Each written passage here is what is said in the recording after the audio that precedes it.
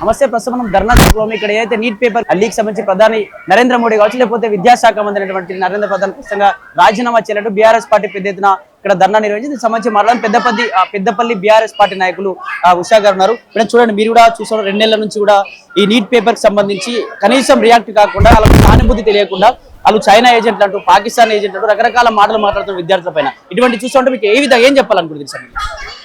అడిగింది కేవలం ధర్మేంద్ర ప్రసాద్ రిసిగ్నేషన్ మాత్రమే. ఎందుకు కేవలం అంటున్నానంటే 21 మంది చచ్చిపోయిన తర్వాత కూడా ఇంకా అసలుకి మన బీజేపీ పార్టీకి ఇప్పుడు కేంద్ర ప్రభుత్వానికి చీమ కుట్టినట్టు కూడా అనిపించట్లేదు అని అంటే అసలు ఎంత సిగ్గుచేటు అని ఆలోచించాలి. మరి 21 మంది చచ్చిపోయిన తర్వాత అడగకుండా ఇంకేం చేస్తారు? కానీ అడిగితే వీళ్ళకి ముందు నుంచి తెలిసిందే కదా, బీజేపీ వాళ్ళందరూ కూడా ప్రశ్నించితే మీరు ముస్లింలు, ప్రశ్నించితే మీరు యాంటీ నేషనలిస్ట్, మీరు సనాతన ధర్మానికి వ్యతిరేకంగా చేసేవాళ్ళు. ఈ విధంగా ఇప్పటి నుంచి కాదు, ఇది ఎప్పటి నుంచో చేస్తున్నటువంటి విమర్శలు. కానీ నేడు జెన్జీలు అందరూ కూడా బయటకు వచ్చి ముందుకు వచ్చేసరికి వాళ్ళని మీరు యాంటీ నేషనలిస్ట్ అని అన్న వెంటనే వాళ్ళు స్టార్ట్ చేసేదే మన నేషనల్ యాంథమ్ తోటి, నేషనలిస్ట్ స్లోగన్స్ లతోటి, ఇన్కలాబ్ జిందాబాద్ తోటి స్టార్ట్ చేస్తున్నారు. మన వాళ్ళు ఇన్కలాబ్ జిందాబాద్ అంటే కూడా అర్థం చేసుకునే అంత స్తోమత లేదా బీజేపీ వాళ్ళేమో మళ్ళీ పాకిస్తానీ స్లోగన్స్ అని అనుకుంటున్నారు. అంటే కనీసం ఇన్కలాబ్ జిందాబాద్ అనే మీనింగ్ కూడా తెలియకుండా వాళ్ళు హిందీ భాష మాట్లాడితే కూడా అది కూడా వాళ్ళు పాకిస్తాన్ వీళ్ళు ముస్లింలు అనే రోజులుగా ఈ బీజేపీ పార్టీ తీసుకొచ్చింది. కాకపోతే నేడు మనందరికీ తెలిసిన, నువ్వు పోలీసు వాళ్ళని పెట్టి కొట్టించుకోవడం మన భారతదేశంలో ఎవ్వరికి కూడా కొత్త ఏం కాదు. 10 సంవత్సరాలు పుట్టేంత వరకు తల్లిదండ్రులు మనల్ని కొడుతూనే ఉన్నారు. 20 సంవత్సరాలు వచ్చేంత మన టీచర్ కొడతారు. ఇంకో 10 సంవత్సరాలు ఇప్పుడు నువ్వు కొడుతున్నావు, పోలీసుల చేత కొట్టిస్తున్నావు. అది కూడా ఎంజాయ్ చేస్తున్నారు జెన్జీలు. కొన్ని వీడియోలు కూడా బయటకు వస్తాయి. ఓన్లీ స్టూడెంట్స్ అంతా కూడా ప్రొటెస్ట్ చేయట్లేదు, యాంటీ నేషనల్స్ కాబట్టి పోలీసులను కొడతా ఉన్నారు, పోలీసులు లాఠీలతో తరుముతా ఉన్నారు. ఇదెక్కడి నిరసన? ఈ నిరసనకారులు ఇలా చేయరు కదా, వీళ్ళంతా యాంటీ నేషనల్ కాబట్టి ఈ విధంగా వ్యవహరిస్తున్నారు అంటూ కూడా బీజేపీ నాయకులు మాట్లాడుతున్నారు. ఎట్లా చూస్తారు? If all the students who are protesting are anti-nationals, అట్లయితే రిజైన్ చేయాల్సింది ధర్మేంద్ర ప్రధాన్ మాత్రమే కాదు, హోమ్ మినిస్టర్ అమిత్ షా కూడా. ఎందుకంటే ఇంతమంది యాంటీ నేషనల్స్ ఇండియాలో వచ్చిందంటే నీ హోమ్ మినిస్టర్ పదవికి అసలు నీకు సిగ్గు లేదా? అందుకు ఫస్ట్ నువ్వు కూడా రిజైన్ చేయాలి. సో నువ్వు చెప్పేదానికి నీకే మళ్ళీ తూటాలు వెలుస్తున్నారు ఇప్పుడున్నటువంటి జెన్సీలు అందరూ కూడా. ఇప్పుడు చెప్పిన మాటలన్నీ నా మాటలు కాదు. మనం బీహార్లలో ప్రొటెస్ట్ నిన్న చూసినాం, ఎట్లా వాళ్ళు నీళ్లతోటి వాటర్ కెనాల్స్ అన్నిటిని రిలీజ్ చేస్తే దాన్నే డాన్స్ పార్టీగా చేస్తున్నారు. అంటే జెన్జీలు అందరు కూడా దీన్ని ఛాలెంజ్ గా తీసుకున్నారు. They are enjoying it because ప్రాణాలు కూడా పోయినా కూడా పర్లేదు, కానీ మాకు న్యాయం జరగాలి. ఇప్పటికీ కూడా జవాబుదారీతనం లేకపోతే ఇంకెప్పుడు వస్తుంది?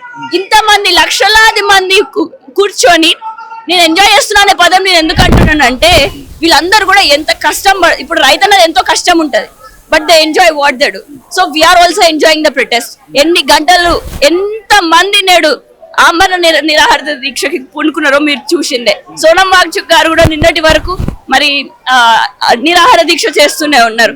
ఆ విధంగా పొట్ట తిండి దొరకకపోతే ఆ పొట్ట బాధ ఏందో అందరికి తెలిసిందే, ఆ తిండి విలువ అందరికి తెలిసిందే. అయినా కూడా దాన్ని ఎంజాయ్ చేస్తున్నారు అని అంటే అంత మొండిగా ఉన్నాం కాబట్టి మేము ఎంతకైనా తెగిస్తున్నాం అంటున్నారు. ఏం చెప్తా ఉందంటే ఇప్పటికే నీట్ పేపర్ సంబంధించి లీకేజ్ లో నిందితులు ఉన్నటువంటి 13 మందిని అరెస్ట్ చేసాం, ఖచ్చితంగా వాళ్ళపైన కఠిన చర్యలు ఉంటాయి. ఇంకోసారి ఒక చట్టాన్ని తీసుకొచ్చాం, పార్లమెంట్ లో చర్చ జరుగుతుంది. ఒక చట్టాన్ని తీసుకొచ్చి ఇంకోసారి ఎటువంటి పేపర్స్ లో లీక్ కాకుండా చూసుకుంటాం. ఎందుకు బీజేపీని టార్గెట్ చేస్తా ఉన్నారు? విద్యార్థులంతా రాజకీయ నాయకుల దానికి సంబంధించి పార్టీలో పడిపోయి కూడా వీళ్ళందరూ రెచ్చగొడతా ఉన్నారు. రాజకీయ నాయకులు, పార్టీల వాళ్ళు, ఈ విద్యార్థులు అని చెప్పేసి రకరకాలుగా బీజేపీ నాయకులు మాట్లాడుతూ ఉన్నారు. నిజంగా రెచ్చగొడతా ఉన్నారా బీఆర్ఎస్ పార్టీ కావచ్చు, కాంగ్రెస్ పార్టీ విద్యార్థులు? మేము రెచ్చగొడితే వచ్చిన వాళ్ళందరూ కాదు, బీఆర్ఎస్ పార్టీ రెచ్చగొడితే వచ్చిన విద్యార్థులు కాదు. విద్యార్థులు చేసే ప్రొటెస్ట్ కి మేమందరం కూడా వెనకాల నుంచి సపోర్ట్ చేశాం.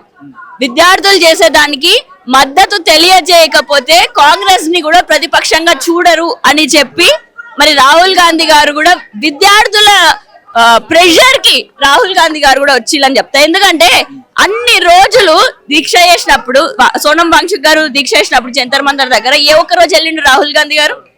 అసలు ప్రధాన ప్రతిపక్షంగా మన భారతదేశంలో అని అంటే ఒక పార్టీ, నేషనల్ పార్టీ ఏది అని అంటే మన కాంగ్రెస్, బీజేపీకి కాంగ్రెస్ అని అంటాం. కానీ మన ఎందుకు ఇట్లా చేస్తున్నారో కూడా నేనేమని చెప్తానంటే తెలంగాణ రాష్ట్రంలో కూడా తీసుకొస్తే నేడు నువ్వు 21 మెంబర్స్ సూసైడ్ చేసుకున్నారు అని చెప్పేసి నీట్ ఎడ్యుకేషన్ మినిస్టర్ రిసిగ్నేషన్ అడిగితే మరి ఇదే తెలంగాణలో 2024 సంవత్సరంలో 48 మంది గురుకులాల విద్యార్థులు చచ్చిపోయారు. 2025 రెండో సంవత్సరానికి వచ్చేసరికి 110 మంది చచ్చిపోయారు. అంటే ఇప్పుడు అక్కడ రిసిగ్నేషన్ అడిగితే మళ్ళీ ఇక్కడ కూడా మనం ఎడ్యుకేషన్ మినిస్టర్ రిసిగ్నేషన్ అడుగుతాడు కదా, మరి ఇక్కడ విద్యాశాఖ మంత్రి వాడు ముఖ్యమంత్రి, మరి రేవంత్ రెడ్డి గారు రిసిగ్నేషన్ అడుగుతామేమో అనే భయం వాళ్ళకి వచ్చున్నది.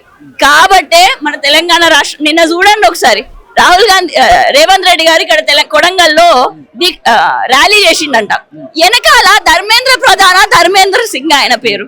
అంటే కనీసం అసలు ఎడ్యుకేషన్ మినిస్టర్ కేంద్ర విద్యాశాఖ మంత్రి పేరు కూడా చక్కగా తెలుసుకోకుండా అదేం ర్యాలీయో నాకు అర్థం కాదు.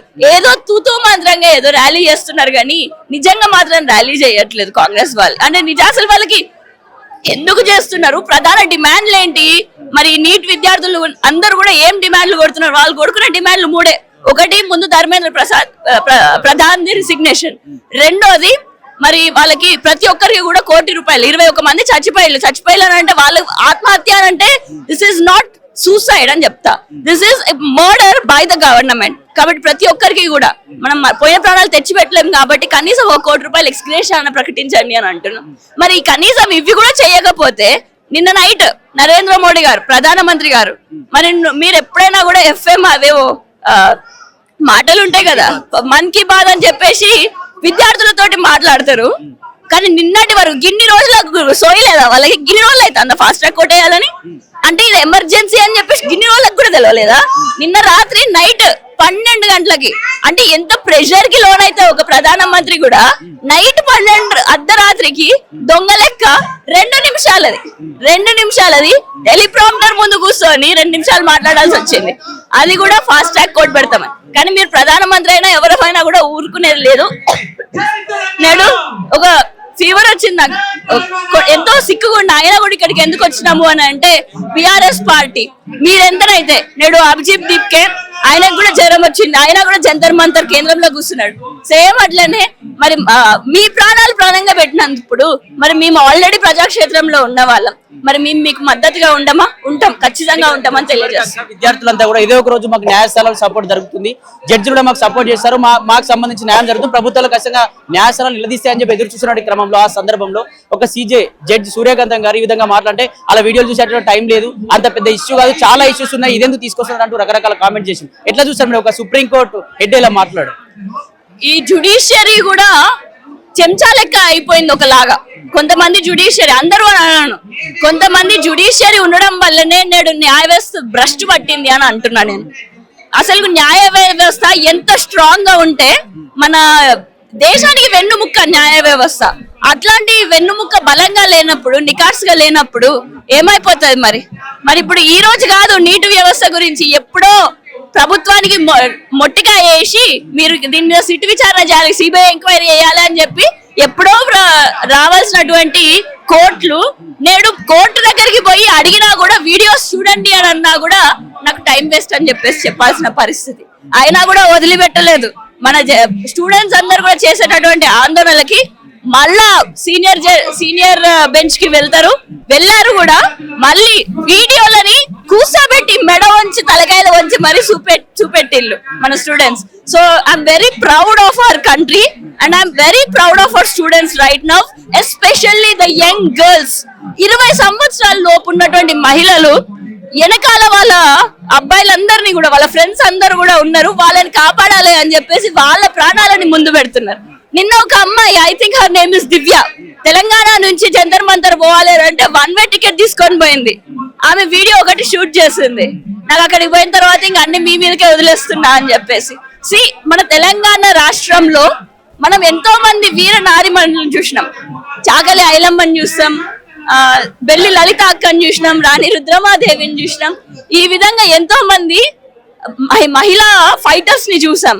మరి ఒకనాడు మనకు తెలియనటువంటి, మనం ఇప్పటివరకు చూడనటువంటి కాదు, మనకు కళ్ళకి చూసేటటువంటి 20 ఏళ్ల ఫైటర్లని, అమ్మాయిలని నేడు చూస్తున్నాం. So all these young women, all the gen Zs are fighters to all the people. They are an inspiration to a generation right now. They are inspiring people like me who are new to the politics and who want to do something in the political field. meer enta strong ga unnaro మరి మేము కూడా అంతే strong గా ఇదే political సినారియోలో కూడా మేము కూడా fight చేయాలి అని చెప్పేసి ఈ బిఆర్ఎస్ పార్టీ మాకు ఇచ్చినటువంటి మాకు ఇచ్చినటువంటి స్టేట్స్ తోటి ఈ ప్లాట్ఫామ్ తోటి మరి బిఆర్ఎస్ ప్లాట్ఫామ్ లో ఈ రోజు కేటీఆర్ అన్న బర్త్డే 50th బర్త్డే ఈ విధంగా సెలబ్రేషన్ ని చేసుకోవడం మరి వాళ్ళకి మద్దతుగా జంతర్ మంతర్ గా స్టూడెంట్స్ కి జరిగినటువంటి అన్యాయం మరి వాళ్ళపైన అక్రమంగా వాళ్ళపైన దాడులు చేశారు మరి వాటికి అన్యాయంగా మేమందరం కూడా స్టూడెంట్స్ కి మద్దతుగా నేను నిరసన తెలియజేయడానికి I'm very proud of my BRS party,